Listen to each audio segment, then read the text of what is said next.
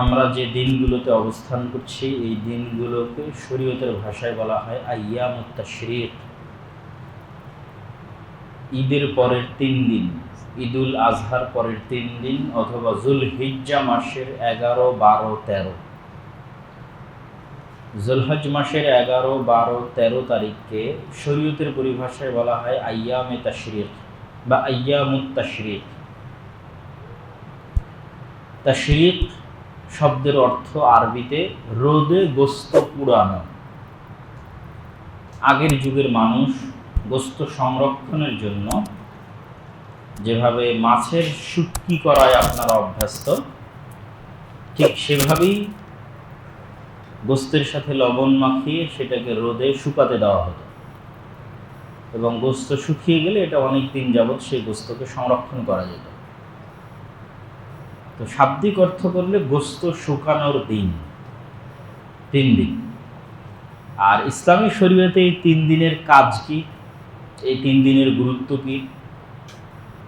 একটা তো হজের সাথে সম্পৃক্ত কাজ হচ্ছে এই 3 দিন হাজিরা মিনায় অবস্থান করবে আর প্রত্যেক দিন জামারাতে গিয়ে পাথর নিক্ষেপ করবে 3 দিন। আর রাসূলুল্লাহ সাল্লাল্লাহু আলাইহি ওয়াসাল্লাম বাক্যে যেটা উচ্চারণ করছেন সেটা বলছেন আইয়ামুত তাশরিক, আইয়ামু আকলিন ওয়া শুরবিন ওয়া যিকরিল্লাহ। আইয়ামে তাশরিকের কাজ 3টে: খাওয়ার দিন, পান করার দিন, আল্লাহর জিকির করার দিন, আল্লাহর প্রশংসা করার দিন। এবং আইয়ামুত তাশরিকের বিশেষ তাকবীর ওই তাকবীরই যে তাকবীর আমরা ঈদে পাঠ করে থাকি, আল্লাহু আকবার, আল্লাহু আকবার, লা ইলাহা ইল্লাল্লাহ, আল্লাহু আকবার ওয়ালিল্লাহিল হামদ। ঈদুল ফিতরের দিন এই তাকবীর একদিনই শেষ হয়ে গেলেও ঈদুল আজহায় এই তাকবীর চলবে 4 দিন, ঈদের দিন এবং ঈদের পরের 3 দিন। তাহলে আমরা যদি আজকাল এই তাকবীর মিস করি তাহলে অনেক বড় একটা সুন্নাত মিস করে দিচ্ছি। যেখানে রাসূল সাল্লাল্লাহু আলাইহি ওয়াসাল্লাম বলছেন এই 3 দিন খাওয়ার দিন, পান করার দিন, আল্লাহর জিকিরের দিন, আল্লাহর বড়ত্ব ঘোষণার দিন। ওয়ালিতুকাব্বিরুল্লাহ আলা মা হাদাকুম, আল্লাহ যে তোমাদের কুরবানি করার তৌফিক দিয়েছে এবং কুরবানির গোশত খাওয়ার সুযোগ দিয়েছে, এটার শুকরিয়া কোথায়?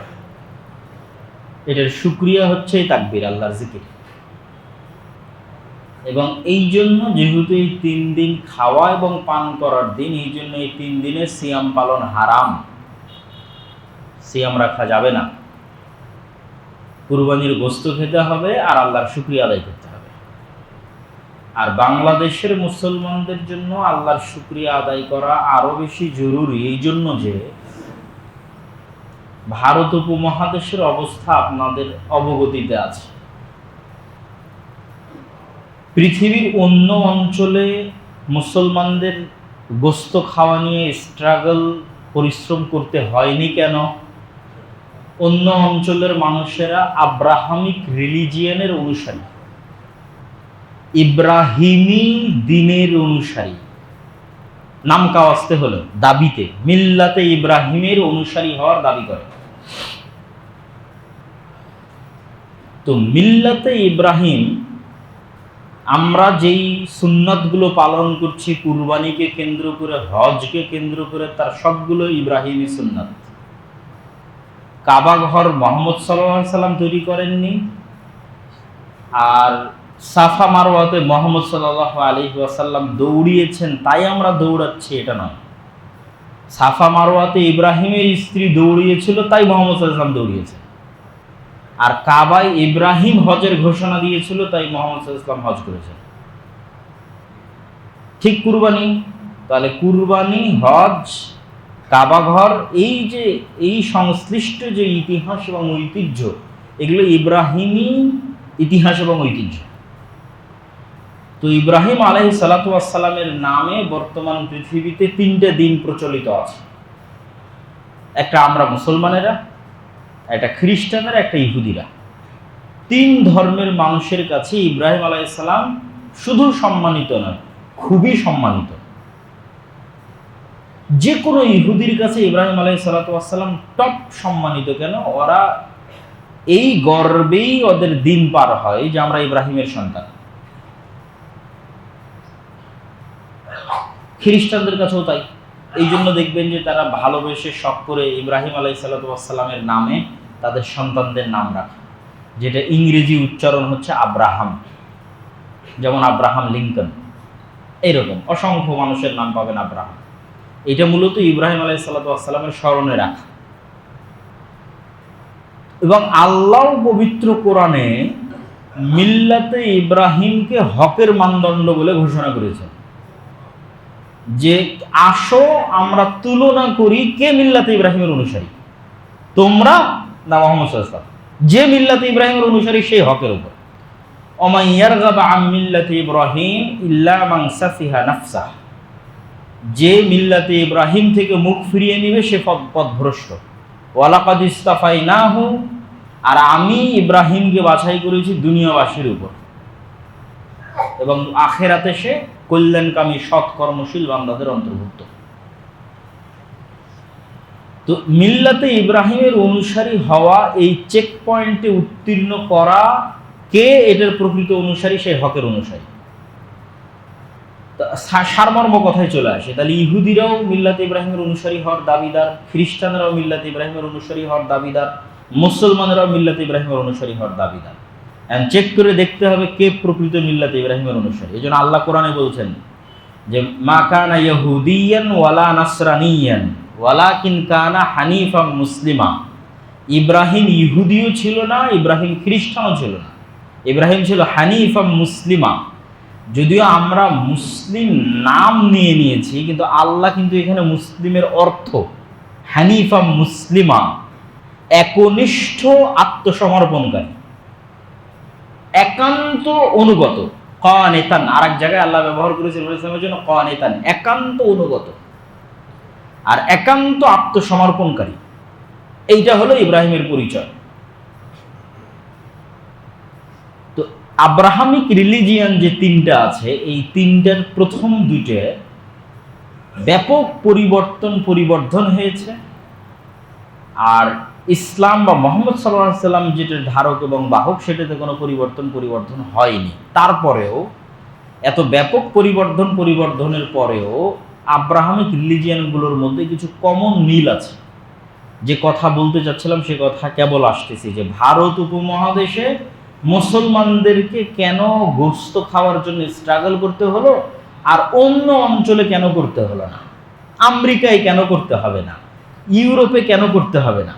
কেন আমেরিকা এবং ইউরোপ অলরেডি একটা আব্রাহামিক রিলিজিয়ানের অনুসারী, নাম কাস্তে হলো দাবিদার, ফলত কিছু ছিটে ফাটা আলামত তাদের মধ্যে আছে। যেমন এই অঞ্চলে আপনাকে মুসলমানি করার জন্য অনেক কষ্ট করতে হতে পারে। মুসলমানি আবার কি, যেহেতু ভারত উপমহাদেশে 60 থেকে 70% হিন্দু, কিন্তু ইহুদিরাও মুসলমানি করে, খ্রিস্টানরাও মুসলমানি করে কেন? ইব্রাহিম আলাইহিস সালাম করে চলে যায়। তো কিছু না কিছু ছিটে ফাটা তাদের মধ্যে ইব্রাহিমী সুন্নাত বিরাজমান।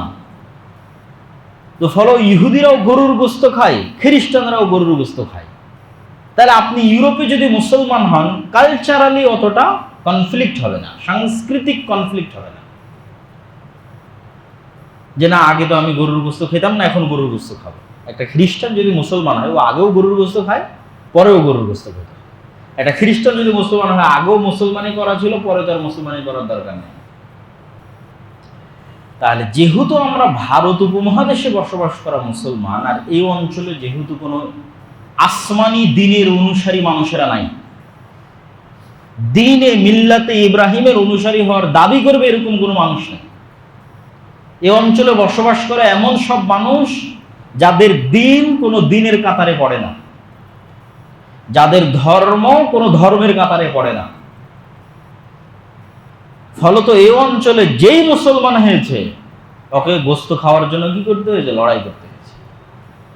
এটা এই পূর্ব বাংলার বা এই ভারত উপমহাদেশের মুসলমানদের দীর্ঘদিনের ইতিহাস যদি আপনি ঘেঁটে দেখেন, যে অঞ্চলে যত যুদ্ধ বিগ্রহ হয়েছে, শাহজালাল রাহিমাহুল্লাহ থেকে শুরু করে আরো যারা আছে, এগুলোর মূলেই আছে গরুর গোশত খাওয়া।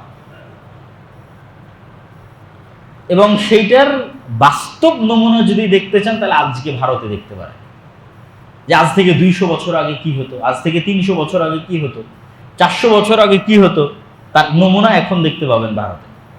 তাহলে কল্পনা করতে পারবেন যে আপনার বাপ দাদারা কি ফেস করেছে, আপনার পূর্বপুরুষরা কি ফেস করেছে। ব্রিটিশ আমলে ঈদুল ফিতর এবং ঈদুল আজহার ছুটি মাত্র একদিন। হিন্দু জমিদারদের অধীনে পূর্ব বাংলায় ঈদুল ফিতর আর ঈদুল আজহা মিলে ছুটি একদিন। এখন ভারতেও তাই।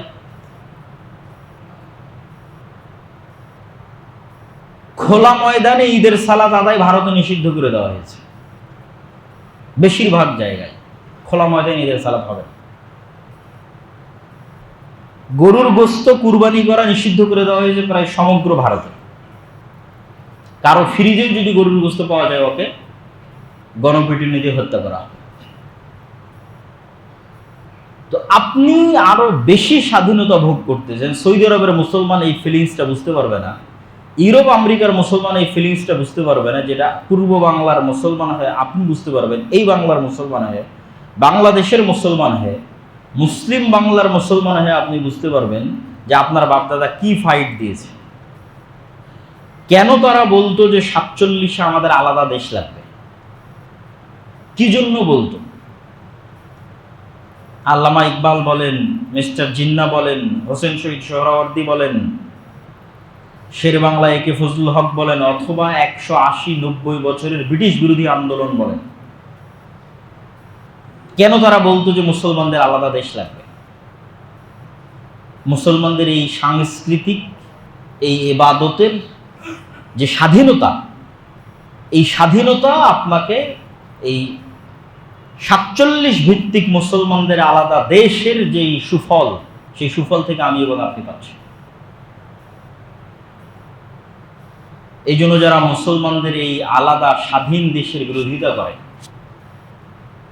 এবং 47-এর আন্দোলনকে যারা স্বীকৃতি দিতে চায় না, তারা মূলত মুসলমানদের 180-190 বছরের ব্রিটিশ বিরোধী আন্দোলনকে স্বীকৃতি দিতে চায় না। 47-কে যারা স্বীকৃতি দিতে চায় না, তারা মূলত গাদ্দারে কওম, জাতির গাদ্দার। তারা কি চায়?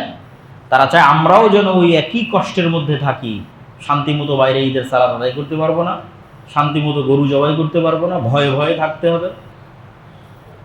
ভারতের মুসলমানদের এখন যে ফিলিংস, সেই ফিলিংস আপনাকে ফিল করার চেষ্টা করতে হবে। আর আপনাকে আরো বেশি করে এই আইয়ামে তাশরিক আল্লাহ শুকরিয়া আদায় করতে হবে। আল্লাহু আকবার, আল্লাহু আকবার, লা ইলাহা ইল্লাল্লাহ, আল্লাহু আকবার, আল্লাহু আকবার, ওয়ালিল্লাহিল হামদ। আর শিক্ষা কি? এই কুরবানি থেকে শিক্ষা হচ্ছে ইব্রাহিম আলাইহিস সালাতু ওয়াস সালামের জীবনী। ইব্রাহিম আলাইহিস সালাতু ওয়াস সালামের জীবনী থেকে যে শিক্ষা নিতে না পারবে, ও আসলে কুরবানির শিক্ষাটা নিতে পারবে না। ইব্রাহিম আলাইহিস সালাতু ওয়াস সালামের পুরো পরিবারকে আল্লাহ সুবহানাহু ওয়া তাআলা যেভাবে কবুল করেছেন এবং পৃথিবীতে আদর্শের রোল মডেল করে দিয়েছেন ইব্রাহিমের পরিবারকে, পিতা হিসেবে ইব্রাহিম, স্বামী হিসেবে ইব্রাহিম, স্ত্রী হিসেবে ইব্রাহিমের স্ত্রীরা, সন্তান হিসেবে ইব্রাহিমের সন্তানেরা, যে সম্পূর্ণ একটা আদর্শ রোল মডেল করে দিয়েছেন, তার নজির ইতিহাসে পাওয়া যায় না। আল্লাহ সুবহানাহু ওয়া তাআলা কোরআন মাজিদে বলছেন, ওয়াহাবনা লাহু ইসহাক ওয়া ইয়াকুব, আমি তাকে ইসহাক দিয়েছি, ইয়াকুব দিয়েছি, ওয়া জাআলনা ফি যুররিয়াতিহিন নবুওয়াতা ওয়াল কিতাব, আর ইব্রাহিমের বংশের মধ্যে নবুওয়াতকে আর আসমানি কিতাবকে সীমাবদ্ধ করে দিয়েছে। ইব্রাহিমের বংশের বাইরে আর ইব্রাহিমের পরে আমি কোনো নবী পাঠাইনি, পাঠাবো না, আর কোনো কিতাব পাঠাইনি, পাঠাবো না। তাহলে ইব্রাহিমের পরে নবুওয়াত আর কিতাব ইব্রাহিমের বংশে সীমাবদ্ধ হয়ে গেছে। তো এই যে ইব্রাহিম আলাইহিস সালাতু ওয়াস সালামের সম্মান, তো ওনার ইতিহাস থেকে তো আমাকে এবং আপনাকে শিক্ষা নিতে হবে। এই জন্য ইব্রাহিম আলাইহিস সালাতু ওয়াস সালামের সংক্ষিপ্ত ইতিহাস। আজ থেকে প্রায় 4-4.5 বছর পূর্বে ইরাকের বর্তমান যে রাজধানী বাগদাদ, যেটাকে ওই যুগে বাবেল নামে চিনা হতো, যে বাবেল নগরীতে হারুত এবং মারুত নামক ফেরেশতা অবতীর্ণ হয়েছিল, সেই নগরীর মন্ত্রী পরিষদের মন্ত্রী ঘরে বা রাজ পরিষদের রাজঘরে ইব্রাহিম আলাইহিসসালামের জন্ম হয়। ইব্রাহিম আলাইহিসসালামের পিতা সেই রাজ পরিবারের প্রধান পুরোহিত বা প্রধান যাজক, প্রধান ধর্মগুরু। মূর্তি বানানো এবং মূর্তি দেখাশোনার মূল দায়িত্ব যার হাতে ন্যস্ত, আজার। তার ঘরে ইব্রাহিম আলাইহিসসালামের জন্ম হয়। ইব্রাহিম আলাইহিসসালামকে আল্লাহ তার সেলফ অ্যানালাইসিস, শার্প মেধা, হিকমা, যা আল্লাহ জন্মগত দিয়েছিলেন, যেটার মাধ্যমে তিনি আল্লাহর তাওহীদ পান, আল্লাহ সুবহানাহু ওয়া তাআলা তাকে হেদায়েত দেন, তার মনের মধ্যে প্রশ্ন তৈরি হয়, তিনি নিজেই সেই প্রশ্নের উত্তর খোঁজার চেষ্টা করেন। আশেপাশের মানুষ দেখেন সূর্যের ইবাদত করে, চন্দ্রের করে, তারকার করে, ওগুলো নিয়ে উনিও চিন্তা করতে থাকেন যে সূর্যের ইবাদত কেন করব, চন্দ্রের কেন করব, তারকার কেন করব, এবং প্রত্যেকটা কেন করব না তার একটা করে লজিক বের করতে থাকে। এই যে সেলফ অ্যানালাইসিস করতে করতে করতে করতে উনি এই সিদ্ধান্তে পৌঁছেন, যেটা আল্লাহ কোরআনে ভাবে বলছে, ইন্নী ওয়াজ্জাহতু ওয়াজহিয়া লিল্লাযী ফাতারাস সামাওয়াতি ওয়াল আরদা হানিফাও ওয়া মা আনা মিনাল মুশরিকিন। আমি আমার সকল চিন্তা চেতনা, ধ্যান ধারণা মনোনিবেশ করছি, সন্নিবেশিত করছি, একীভূত করছি একমাত্র ওই সত্তার দিকে, যিনি আসলে এই আসমান, এই জমিন, এই সূর্য, এই নক্ষত্র, এই গ্রহ সব আসলে যিনি তৈরি করেছেন, যাকে দেখতে পাচ্ছেন, যিনি আড়ালে আছেন এই সবগুলো। ওয়ামা আনা মিনাল মুশরিকিন, আর আমি মুশরিকদের অন্তর্ভুক্ত নই। ইন্নী বারিউম মিম্মা তুশরিকুন, হে আমার জাতি, তোমরা যে শিরক করতেছো, এই শিরক থেকে আমি মুক্ত এবং পবিত্র। এই যে ইব্রাহিম আলাইহিসসালাম আল্লাহর তাওহীদের যে সন্ধান পেলেন, এই দাওয়াত উনি পৌঁছে দিলেন প্রথমে তার বাবার কাছে, তারপরে পৌঁছে দিলেন সমাজের লোকের কাছে। বাবার কাছে পৌঁছে দিলে কীভাবে? আতাত্তাখিযু আসনামান আলিহা ইয়া আবাতি লিমা তা'বুদু মা লা ইয়াসমাউ ওয়া লা ইয়াবসুরু ওয়া লা ইউগনি আনকা শাইআ। ইব্রাহিম তার পিতাকে ডাক দিয়ে বলল, হে আমার পিতা, এমন মূর্তির কেমনে ইবাদত করেন যে শুনে না, যে দেখে না, যে আপনার কোনো উপকার করতে পারে না। তো বিভিন্ন যুক্তি দিয়ে যখন তিনি তার বাবাকে দাওয়াত দিলেন, তখন তার বাবার পাল্টা উত্তর ছিল, হে ইব্রাহিম, আরাগিবুন আনতা আন আলিহাতি ইয়া ইব্রাহিম, ইব্রাহিম তুমি কি চাও আমি আমার এই মূর্তি, এই প্রভুদের থেকে মুখ ফিরিয়ে নিই? লা ইল্লাম তানতাহি লা আরজুমান্নাক, তুমি যদি তোমার এই দাওয়াত দেওয়া বন্ধ না করো, আমি তোমাকে পাথর দিয়ে মারবো। লা আরজুমান্নাক, পাথর দিয়ে আঘাত করা। ওয়াহজুরনি মালিয়া, আর তুমি এক্ষুনি আমার এখান থেকে, আমার ঘর থেকে বের হয়ে যাও। হকের দাওয়াতে ঘর থেকে প্রথম বাধা আসে। বংশ পরিচয় কোনো কিছুর মূল্য নির্ধারিত হয় না। নূহের সন্তান কাফের, আর মূর্তি পূজকের সন্তান পৃথিবীর সর্বশ্রেষ্ঠ নবীদের একজন। এই জন্য বংশ পরিচয়ও কিছু হয় না, রক্তেও কিছু হয় না, হয় ইমানের নূরে, যার মধ্যে ইমানের নূর একবার প্রজ্বলিত হয়। সে এখন কোন বংশে জন্ম নিল, কোন ঘরে জন্ম নিল, সেটা দেখে লাভ নাই। তো ইব্রাহিম আলাইহিসসালামের পিতা যখন তার দাওয়াত গ্রহণ করলো না, এবার উনি চাচ্ছেন সমাজের মানুষকে দাওয়াত দিতে। অপেক্ষা করলেন ফেস্টিভ্যাল ডে, জাতীয় উদযাপন, মেলা। সবাই যখন মেলায় চলে গেল, উনি অসুস্থতার অজুহাতে গেলেন না। ফাজাআলাহুম জুদাদান ইল্লা কাবীরাল লাহুম, সব মূর্তি ভেঙে বড়টাকে রেখে দিয়েছেন। সবাই যখন ফিরে আসলো, কে করেছে এই কাজ? আফআলতা আনতা হাযা বিআলিহাতিনা ইব্রাহিম, আনতা ফাআলতা হাযা, হে ইব্রাহিম, তুমি কি আমাদের প্রভুদের সাথে, আমাদের ইলাহদের সাথে এই কাজ করেছো ইব্রাহিম তুমি? কেন সবার সন্দেহের তীর ইব্রাহিমের দিকে, যেহেতু মূর্তি বিরোধিতার গন্ধ তার কাছ থেকে আসে, আর সে মেলায় যায়নি। তখন ইব্রাহিম আলাইহিসসালাম বলছেন, ফাসআল বাল কাবীরুহুম, বরং এই ঘটনা ঘটিয়েছে সবচেয়ে বড়টা। তোমরা পারলে এদেরকে জিজ্ঞেস করো, ইনকানু ইয়ানতিকুন, যারা আহত অবস্থায় পড়ে আছে এদের জিজ্ঞেস করো, যদি এরা কথা বলতে পারে। তখন ওরা বলছে ইব্রাহিমকে, কাদ আলিমতা, ইব্রাহিম তুমি তো আগে থেকেই জানো যে হাউলাই লা ইয়ানতিকুন, এরা কথা বলতে পারে না।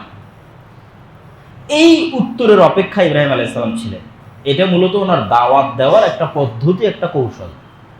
মূর্তি ভাঙতে হবে রাগে ক্ষোভে, এই উদ্দেশ্য নয়। এই পয়েন্টে তো ওরা আসবে, বড়টাকে তো এই জন্যই রাখা আছে যে উনি বলবেন যে যেগুলো আহত হয়েছে এগুলোকে জিজ্ঞেস করে বড়টাই ভেঙেছে, তো ওরা তো বলবে যে এরা কথা বলতে পারে না, এই পয়েন্টের অপেক্ষা। এবারে ইব্রাহিম আলাইহিস সালাম তার দাওয়াতটা দিয়ে দিলেন, যে তাওহীদের দাওয়াত উনি ওনার বাপকে দিয়েছে, যে তোমরা এমন সত্তার কিভাবে ইবাদত করো মা লা ইয়ানফাউকুম ওয়া লা ইয়াদুররুকুম শাইআ, যে সত্তা তোমাদের ক্ষতিও করতে পারে না, উপকারও করতে পারে না, কথাও বলতে পারে না। তো জনগণের তো এই যুক্তির কোনো উত্তর নাই জনগণের কাছে। তখন সবাই মিলে ইব্রাহিম আলাইহিস সালামকে নিয়ে গেল বাদশার দরবারে। এত বড় ভয়ঙ্কর ভয়াবহ দাওয়াত একবার বাপের কাছে দিচ্ছে, একবার সমাজের মানুষের কাছে দিচ্ছে, কিন্তু যুক্তিতে টিকা যাচ্ছে না। এবার বাদশাও ইব্রাহিমের কাছে জানতে চাইলো তুমি কোন রবের ইবাদত করো? তো রব্বুস সামাওয়াতি ওয়াল আরদ, আসমান এবং জমিনের যিনি রব। তাহলে তোমার রব কি করতে পারে? বলে ইহয়ি ওয়া ইউমীত, আমার রব মৃতকে জীবিত করতে পারে, জীবিতকে মৃত করতে পারে। তাহলে এটা এমন কি কাজ হলো যেটা আমি পারি না? ফাঁসির মৃত্যুদণ্ডপ্রাপ্ত আসামিকে মুক্ত করে দিল চোখের সামনে, তখন ইনস্ট্যান্ট। আর একজন নিরপরাধ মানুষকে হত্যা করলো, বলে এই যে মৃতকে জীবিতকে মৃত করলাম, মৃতকে জীবিত করে দিলাম, তোমার আবার কি করতে পারে? ফাইন্নাল্লাহা ইয়াতি বিশ-শামসি মিনাল মাশরিক ফাআতি বিহা মিনাল মাগরিব। তো বলে ঠিক আছে, যেহেতু তুমিও জীবিতকে মৃত করতে পারো, মৃতকেও জীবিত করতে পারো, তা আমার রব আর একটা কাজ করে, সেটা হচ্ছে আসমানের যে নিজাম, একটা নির্ধারিত নিজামে আসমান চলতেছে, ম্যানেজমেন্ট সিস্টেম, কিভাবে সূর্য উঠবে, কেমনে ঘুরবে, চাঁদ কিভাবে ঘুরবে, কোথায় যাবে, পৃথিবী কিভাবে চলবে, পুরো একটা নির্ধারিত সিস্টেমের উপরে চলতেছে, কখনো চেঞ্জ হয় না এই সিস্টেম। কোথায় বৃষ্টি হবে, কোথায় ঝড় হবে। তো এই যে আসমানের যে সিস্টেম, এই নিজামকে হ্যাক করতে পারবা কিনা, এই নিজামকে হ্যাক করে এখন তুমি তোমার মতো সূর্য চন্দ্র পৃথিবীকে চালাবা, এই চ্যালেঞ্জ কিন্তু এখনো অব্যাহত। পৃথিবীর বিজ্ঞান এবং সভ্যতা যত উন্নতিতে যাবে, তত এই চ্যালেঞ্জের দাবি আরো বাড়বে, যে তোমরা আসমানি নিজামকে হ্যাক করো, যে তোমাদের সিস্টেম অনুযায়ী, তোমাদের নিজাম অনুযায়ী সূর্য চন্দ্র এবং গ্রহ নক্ষত্রকে চালাও। ফাবহিতাল্লাযী কাফার, তো এটা তো সম্ভব ছিল না। সূর্য প্রতিদিন পূর্ব দিকে উঠে পশ্চিম দিকে উঠাও, নিজামকে হ্যাক করো, আসমানের যে নিজাম আছে। তো যখন সবাই ইব্রাহিম আলাইহিস সালামের কাছে যুক্তিতে পরাজিত হলো, তখন তাকে আগুনে জ্বালানোর আদেশ দেওয়া হলো। হাররিকুহু ওয়ানসুরু আলিহাতাকুম, আগুনে জ্বালাও, তোমাদের ইলাহদের সহযোগিতা করো। আগুনে জ্বালানো হলো। আল্লাহ বললেন কুলনা ইয়া নারু কুনি বারদান ওয়া সালামান আলা ইব্রাহিম, হে আগুন তুমি ইব্রাহিমের জন্য ঠান্ডা শীতল বরফ হয়ে যাও। আগুন জ্বলে পুড়ে ছারখার হয়ে শেষ। ইব্রাহিম আলাইহিস সালাম অক্ষত অবস্থায় বের হয়ে আসলেন। বাদশাহ বুঝলো তার কোনো ক্ষতি করা যাবে না, তাই এলাকা থেকে বের হয়ে যেতে বলল। ইব্রাহিম আলাইহিস সালাম ইরাক থেকে হিজরত করলেন শামে, ফিলিস্তিনে। রাসূল সাল্লাল্লাহু আলাইহি ওয়াসাল্লাম বললেন দুই জায়গায় কিয়ামত পর্যন্ত হক থাকবে, একটা দারুল হিজরা লি মুহাম্মদ, মুহাম্মদ সাল্লাল্লাহু আলাইহি ওয়াসাল্লাম যেখানে হিজরত করে গেছে, যেটা মুহাম্মদ সাল্লাল্লাহু আলাইহি ওয়াসাল্লামের দারুল হিজরা, আর একটা হচ্ছে ইব্রাহিম আলাইহিস সালামের দারুল হিজরা, ইব্রাহিম আলাইহিস সালাম যেখানে হিজরত করে গেছে। তাহলে মুহাম্মদ সাল্লাল্লাহু আলাইহি ওয়াসাল্লাম মক্কা থেকে হিজরত করে গেছে মদিনায়, আর ইব্রাহিম আলাইহিস সালাম ইরাক থেকে হিজরত করে গেছে শাম বা ফিলিস্তিনে। তাহলে কিয়ামত পর্যন্ত এই দুই জায়গায় হক এবং হকের অনুসারীরা থাকবে এবং আছে। দিন সবসময় এই দুই জায়গায় বিজয়ী থাকবে। ইব্রাহিম আলাইহিস সালাম তার বিবাহ কখন কিভাবে হলো এটার বর্ণনা পাওয়া যায় না। বাড়ি থেকে যখন বের করে দেয় তখনই বিবাহিত, না যখন ফিলিস্তিনে গিয়ে আশ্রয় নিলেন, স্বামী গিয়ে আশ্রয় নিলেন, তখন বিবাহ করলেন, আল্লাহু আ'লাম। লূত আলাইহিস সালামের যে ঘটনা, ওটা ইব্রাহিম আলাইহিস সালামের জীবদ্দশায়, যখন তিনি স্বামী। তো ইব্রাহিম আলাইহিস সালাম একদিন তার স্ত্রী সারাকে সাথে করে নিয়ে খাদ্য সংগ্রহের উদ্দেশ্যে মিশর যাচ্ছেন। ফিলিস্তিনের সাথে মিশরের যোগাযোগ হাজার হাজার বছরের পুরাতন। ইউসুফ আলাইহিস সালাম এবং তার ভাইয়েরাও খাদ্য সংগ্রহের উদ্দেশ্যে মিশর গেছিল। ইউসুফ আলাইহিস সালামও ফিলিস্তিনে হারিয়ে গিয়ে, শামে হারিয়ে গিয়ে মিশরের বাজারে বিক্রি হয়ে গেছিলেন। তাহলে এবং আজকেও গাজার মানুষ সহায়তা পায় মিশর থেকে। তো ফিলিস্তিনের সাথে মিশরের এই যোগাযোগ বহুদিনের পুরাতন। তো তো মিশরের তৎকালীন বাদশাহ ইব্রাহিম আলাইহিসসালাতু ওয়াসসালামের স্ত্রীর বিষয়ে আব্দুল্লাহ বিন আব্বাস থেকে শুরু করে অন্যান্যদের মতামত যে হাওয়া আলাইহিসসালাতু ওয়াসসালামের পরে পৃথিবীর সবচেয়ে সুন্দরী নারী হচ্ছেন সারা আলাইহিসসালাতু ওয়াসসালাম। তো বাদশার লোলুপ দৃষ্টি ইব্রাহিম আলাইহিসসালাতু ওয়াসসালামের স্ত্রীর উপর পড়ে। ইব্রাহিম আলাইহিস সালাম বাঁচতে নিজেদেরকে স্বামী স্ত্রী পরিচয় দেন এবং বলেন আমরা দুইজনই তো মাত্র পৃথিবীতে মুমিন, তো ভাই বোন। স্বামী স্ত্রী পরিচয় না দিয়ে ভাই বোন পরিচয় দেন, কিন্তু তারপরও তিনি বাঁচতে পারেননি। তার স্ত্রীকে যখন বাদশাহ উঠিয়ে নিয়ে যায় তখন তিনি বাদশার কাছে 2 রাকাত সালাত এবং ওযুর সময় চান। তাতাওয়াদ্দা ওয়া তুসাল্লি, ওযু করে 2 রাকাত সালাত আদায় করে আল্লাহকে বলেন আল্লাহুম্মা ইন কুনতা তা'লাম আন্নী আমানতু বিকা ওয়া বিরাসূলিক, হে আল্লাহ আপনি যদি জানেন আমি আপনাকে বিশ্বাস করি, আপনার রাসূল ইব্রাহিমের উপর ঈমান রাখি, ওয়া আহসানতু ফারজি ইল্লা আলা যাওজি, আর আমার লজ্জাস্থান আমি কাউকে ব্যবহার করতে দেইনি, পবিত্রতার আমানত রক্ষা করেছি, ফালা তুসাল্লিত আলাইয়াল কাফির, তাহলে আজকে আমার উপর কোনো কাফেরকে চাপিয়ে দিয়েন না। এই দোয়া করা শেষ এবং বাদশাহ ওই জায়গাতেই জমিনে উল্টে পড়াও সাথে সাথে বাদশাহ তখন আবার অনুরোধ করলো যে আমাকে বাঁচাও। সারা আলাইহিসসালাতু ওয়াসসালাম বাঁচালেন এই মনে করে যে যদি বাদশাহ এখানে মারা যায় মানুষ বলবে আমি হত্যা করেছি, তো আরো বিপদে পড়ে যাবে। তো বাঁচানোর জন্য উনি আবার আল্লাহর কাছেই দোয়া করলেন। উনি আলাদা করে চিকিৎসা করে বাঁচাচ্ছেন তা না, আবার আল্লাহকে বলতেছেন আল্লাহ একে সুস্থ করে দাও। তো সে আবার সুস্থ হয়ে আবার তার আগের গতিতে ফিরে আসতেছে। তখন আবার তিনি আল্লাহর কাছে দোয়া করলেন তার ধ্বংস কামনা করে। তাহলে এই ঘটনাগুলো 3 বার, মানে 3 বার উল্টে পড়ে গেল, আবার 3 বার বাঁচলো, মোট 6 বার। মোট 6 বার একটা মহিলা মুখ দিয়ে যা উচ্চারণ করতেছে আল্লাহর সাথে সাথে ওটাই বাস্তবায়ন করতেছে। আল্লাহ আকবার। তাহলে মানুষ আল্লাহ সুবহানাহু ওয়া তাআলার কত নিকটে পৌঁছতে পারে, মানুষ তার ইবাদত, তার তাকওয়া, তার পরহেজগারিতা দিয়ে আল্লাহর এত নিকটে পৌঁছতে পারে, এটা সম্ভব যে সে মুখ দিয়ে যদি কিছু উচ্চারণ করে ওটা বাস্তবায়ন না করলে আল্লাহর নিজের লজ্জা লাগে যে আমার এই বান্দা মুখ দিয়ে এটা উচ্চারণ করলো আর আমি এটা বাস্তবায়ন করতেছি না, তিনি লজ্জা পান। এমনও মানুষ আল্লাহর নিকটে পৌঁছে। তার একটা উদাহরণ হচ্ছে সারা আলাইহিসসালাতু ওয়াসসালাম। তখন বাদশাহ তার আরেক বাদশার এক কন্যাকে সে যুদ্ধবন্দী অবস্থায় নিয়ে এসেছিল, মিশরের কোনো এক বাদশাহ হাজেরা আলাইহিসসালাতু ওয়াসসালাম তাকেও হাদিয়া হিসেবে সারার সাথে দিয়ে দেয়। ইব্রাহিম আলাইহিসসালাতু ওয়াসসালামের বয়স 90 বছর অতিক্রম করছে, ইতিহাসে প্রমাণ পাওয়া যায়, কিন্তু কোনো সন্তান হয়নি। তাই সন্তানের আশায় সারা আলাইহিসসালাতু ওয়াসসালাম ইব্রাহিম আলাইহিসসালাতু ওয়াসসালামের বিয়ে দেন হাজেরার সাথে। এবং হাজেরার সাথে বিয়ে দেওয়ার পর ইব্রাহিম আলাইহিসসালাতু ওয়াসসালাম সন্তান লাভে ধন্য হন, তার প্রথম এবং বড় সন্তান ইসমাইল। কিন্তু স্বভাবজাতভাবে মানুষের যেই স্ত্রীর সন্তান হয় ওই মানুষের বাড়ি, আর এইটা আবার আরেক স্ত্রী যার সন্তান হচ্ছে না তার অন্তরে একটু হলেও কষ্ট দেয়, ঈর্ষা তৈরি করে। স্বাভাবিক, সবাই আদমের সন্তান, মানুষ, কেউ ফেরেশতা নয়। আর আল্লাহর নিজেরও হিকমা আছে যে আল্লাহ সুবহানাহু ওয়া তাআলা চান না যে ইব্রাহিমের অন্তরে অন্য কোনো কিছুর প্রতি মাত্রাতিরিক্ত ভালোবাসা তৈরি হোক। ইব্রাহিমের অন্তরে ভালোবাসা থাকবে শুধু আল্লাহ। ওই জন্য বলা আছে কানিতান হানিফা মুসলিমা। ইব্রাহিমের অন্তরে যদি বেশি ভালোবাসা তৈরি হয় সন্তানের উপর, বেশি ভালোবাসা তৈরি হয় স্ত্রীর উপর, তাহলে পরীক্ষায় পাশ করতে পারবে না। সামনে যখনই পরীক্ষা আসবে তখন ফিতনা হয়ে দাঁড়াবে ছেলে মেয়ে স্ত্রী পুত্র। যেমন আমাদের জন্য আমাদের টাকা পয়সা, আমাদের ধন দৌলত, আমাদের ছেলে মেয়ে, আমাদের স্ত্রী পুত্র ফিতনা।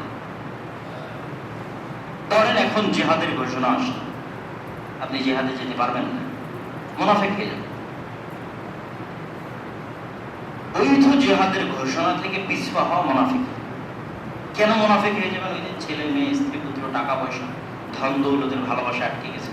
তাহলে আপনি এখনো প্রকৃত হানিফা মুসলিম হতে পারেন। তাহলে ওইটাই যদি ইব্রাহিম আটকে যায় তাহলে ইব্রাহিম কিভাবে হানিফা মুসলিম? তা আল্লাহ আদেশ দিলেন। আরো একটা হিকমা আছে আল্লাহ সুবহানাহু ওয়া তাআলা, সেটা হচ্ছে ইন্না আউওয়ালা বাইতুম মুদিআ লিন-নাস বিবাক্কাহ। আদম আলাইহিস সালাম প্রথম যখন পৃথিবীতে আসেন তখন ফেরেশতাদের দিয়ে একটা জায়গা নির্ধারণ করে আল্লাহর ইবাদতের প্রথম ঘর মক্কা, কাবা। কিন্তু নূহ আলাইহিস সালাতু ওয়াস সালামের বন্যায় সারা পৃথিবী ডুবে গেছিল, তখন কাবা ঘরও মিটে গেছে।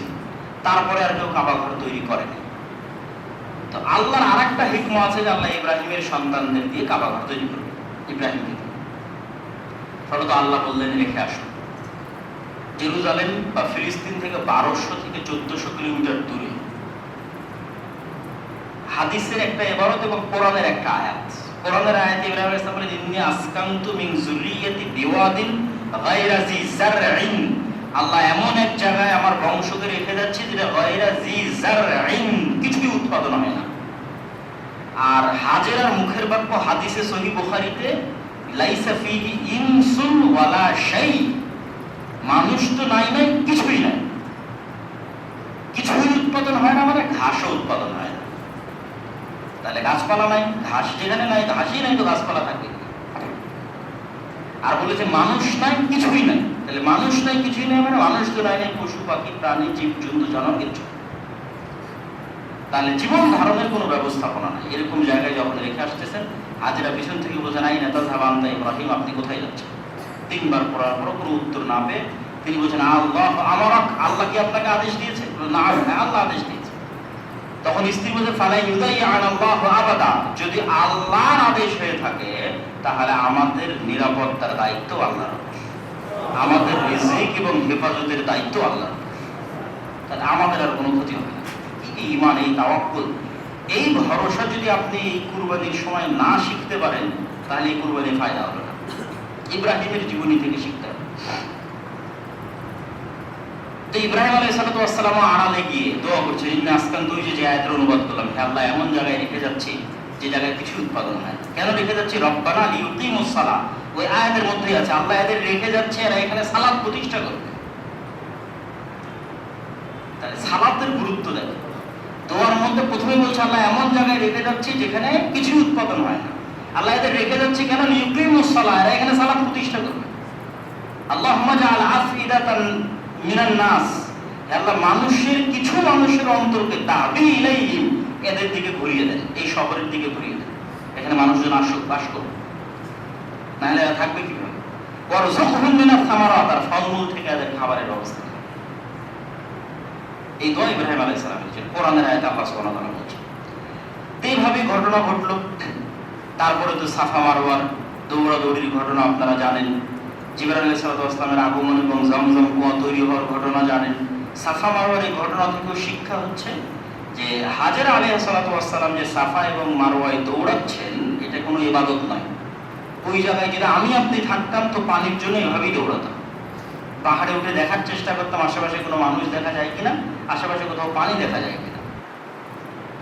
কিন্তু হাজেরা ইবাদত নয়, উনিও পানির সন্ধানে এই যে দৌড়াদৌড়ি করলেন, তো ওনাদের তাকওয়া, পরহেজগারিতা এবং আল্লাহর উপর ঈমান এবং আল্লাহর উপর ভরসা কোন লেভেলের ছিল যে হাজেরার এই সাধারণ কাজকে আল্লাহ কিয়ামত পর্যন্ত ইবাদত বানিয়ে দিয়েছে। শুধু ইবাদত নয়, যেখানে পৃথিবীর সর্বশ্রেষ্ঠ মানুষ ওই ইবাদত করবে, মুহাম্মদ সাল্লাল্লাহু আলাইহি ওয়াসাল্লাম। এবং কোরআনে আয়াত অবতীর্ণ করে আল্লাহ বললেন, ইন্নাস সাফা ওয়াল মারওয়াতা মিন শাআইরিল্লাহ, সাফা এবং মারওয়া হচ্ছে আল্লাহর নিদর্শন।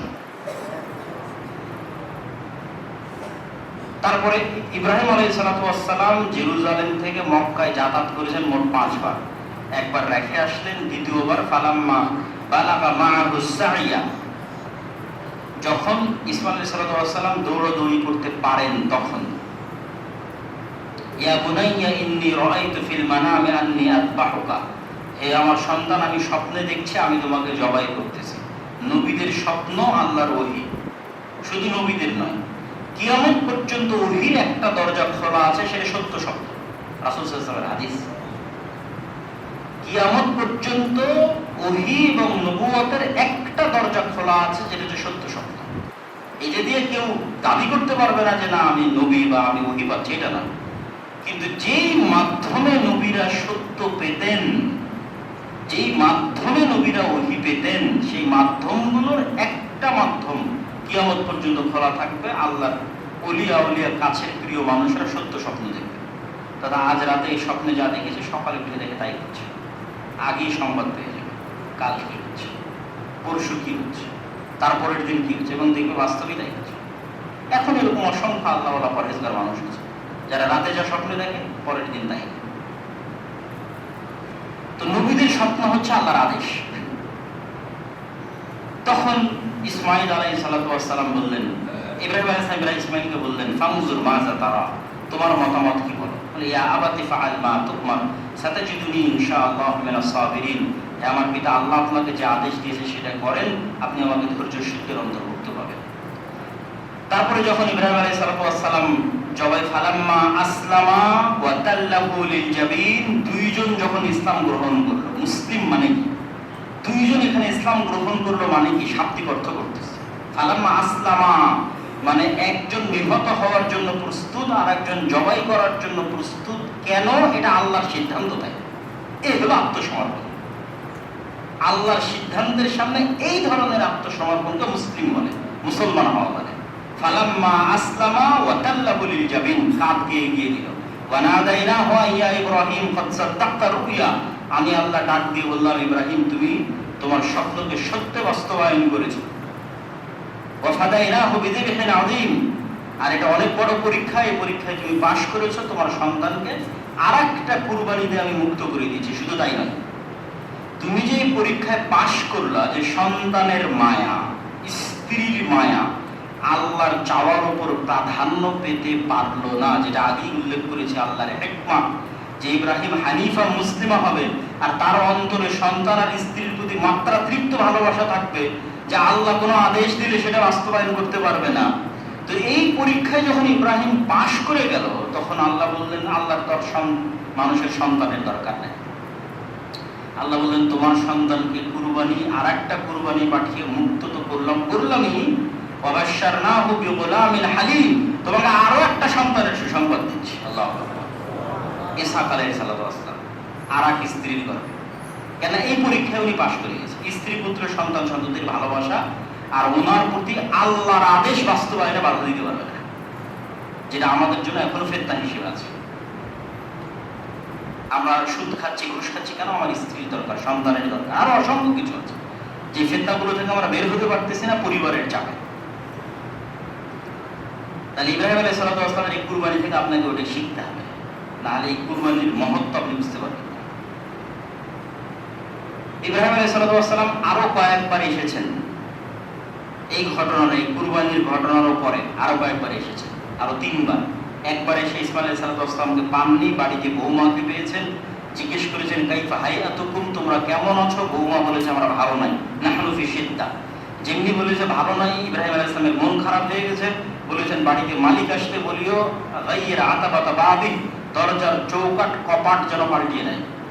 সন্তান এসে বলেছে, এটা আমার বাপ ছিল, তোমাকে তালাক দিতে বলে গেছে, তুমি বাড়ি চলে যাও, বাপের বাড়ি চলে যাও। আবার অনেকদিন পর ইব্রাহিম আলাইহিস সালাম এসে এবারও ইসমাইল আলাইহিস সালামকে পাননি। আবার বৌমাকে জিজ্ঞেস করেছে, দ্বিতীয় বৌমা, কেমন আছো? এবার এই বৌমা আসনাত আলাল্লাহ, প্রথমে আল্লাহর প্রশংসা করেছে। তো যখনই আল্লাহর প্রশংসা করেছে, ইব্রাহিম আলাইহিস সালামের মনটা ভালো হয়ে গেছে, খুশি। যে অবস্থাতেই থাকুক আল্লাহর প্রশংসা করেছে।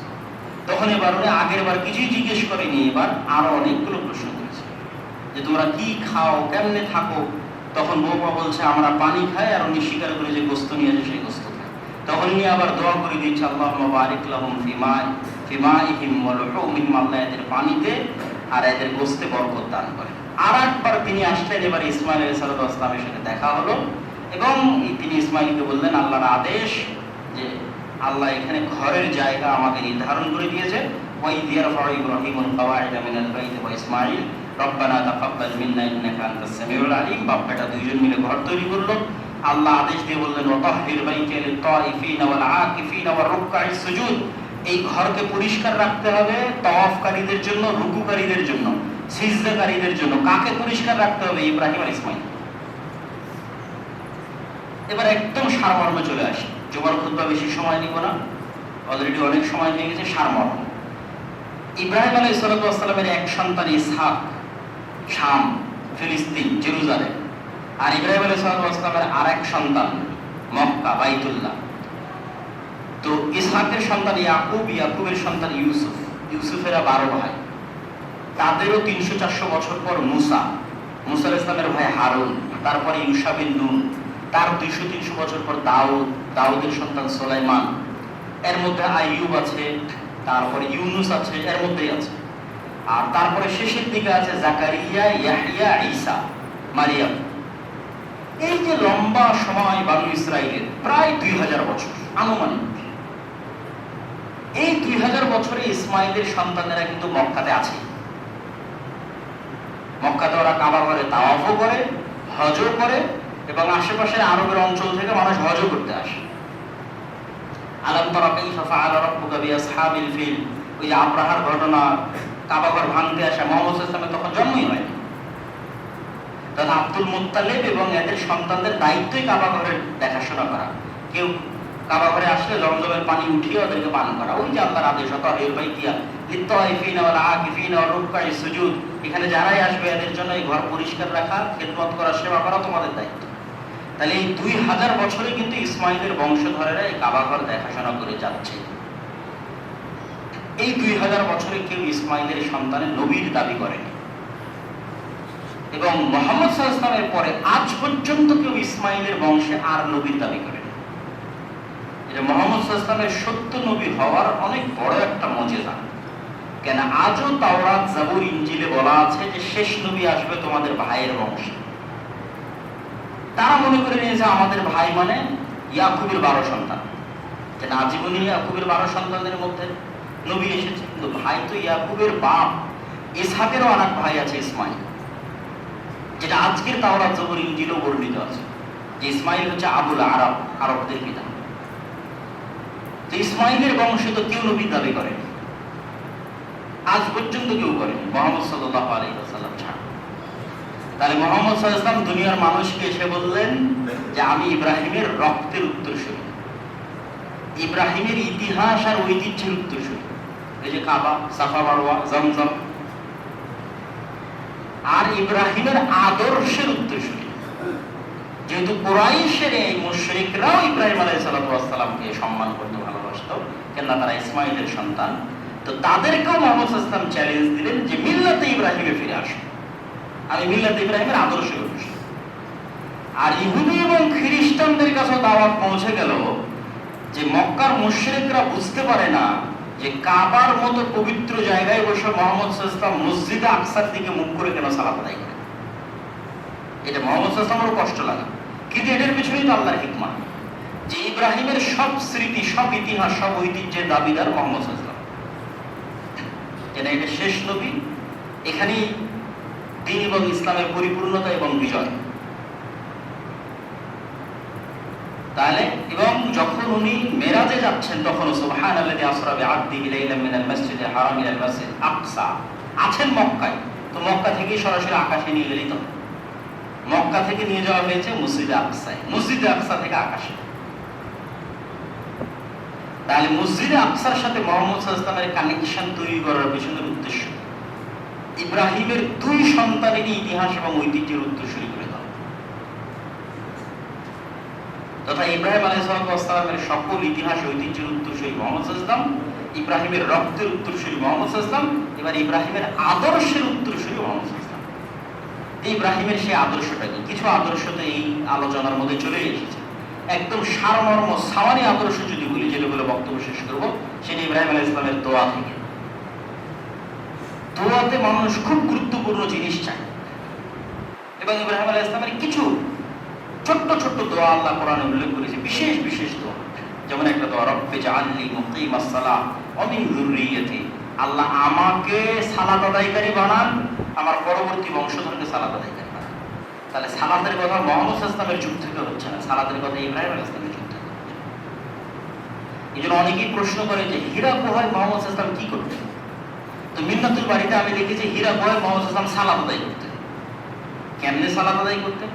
ওনার দাদা আব্দুল মুত্তালিবকে যেভাবে সালাত আদায় করতে দেখেছে, মানে ইসমাইল যেভাবে তার বাবা ইব্রাহিমকে সালাত আদায় করতে দেখেছে, ওই সালাতের বিকৃত যে অংশটুকু মুহাম্মদ সাল্লাল্লাহু আলাইহি ওয়াসাল্লাম পেয়েছে তার দাদা আব্দুল মুত্তালিবের কাছ থেকে, অবিকৃত তো আর পাবে না, ওই বিকৃত অংশটুকুর মাধ্যমে সালাত আদায় করতেন।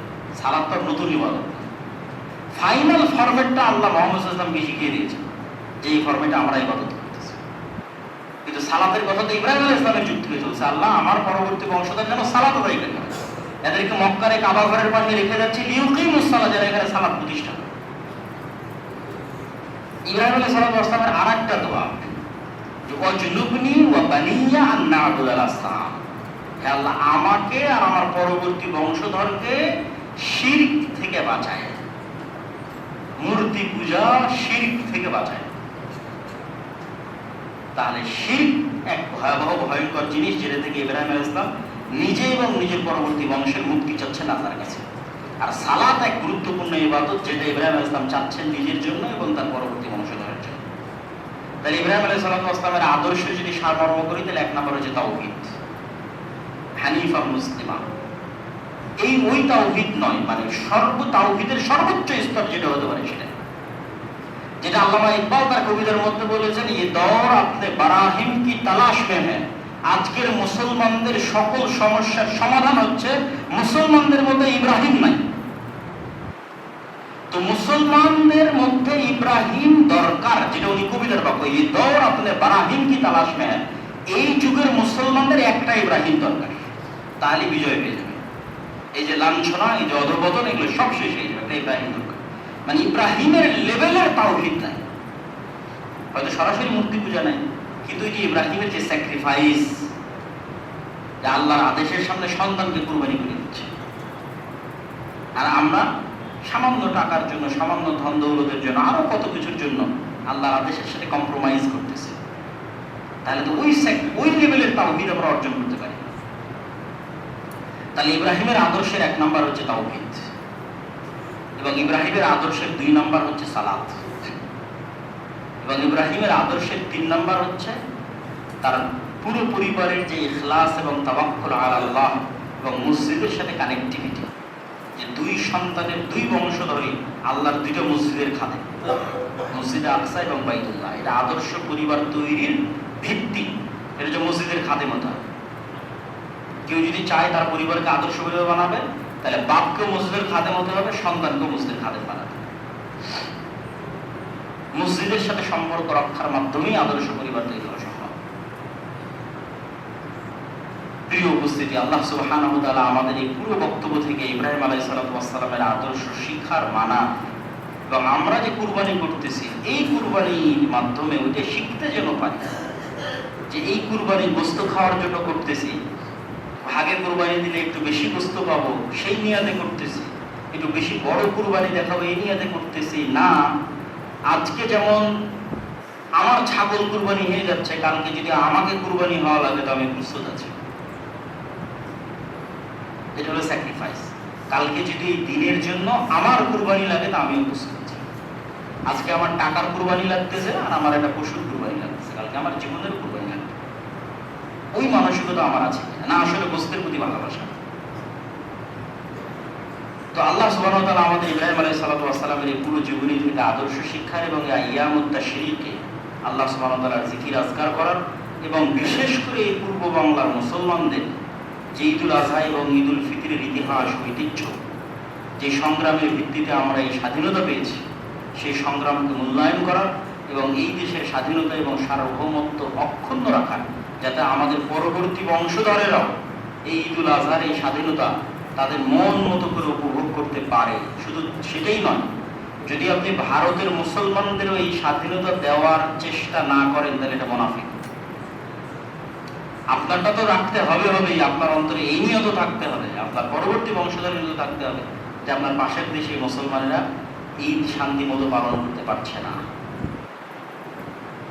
আল্লাহ সুবহানাহু ওয়া তাআলা আমাদের এই বিষয়গুলো থেকে শিক্ষা নেওয়ার এবং আমল করার তৌফিক দান করুন। আল্লাহ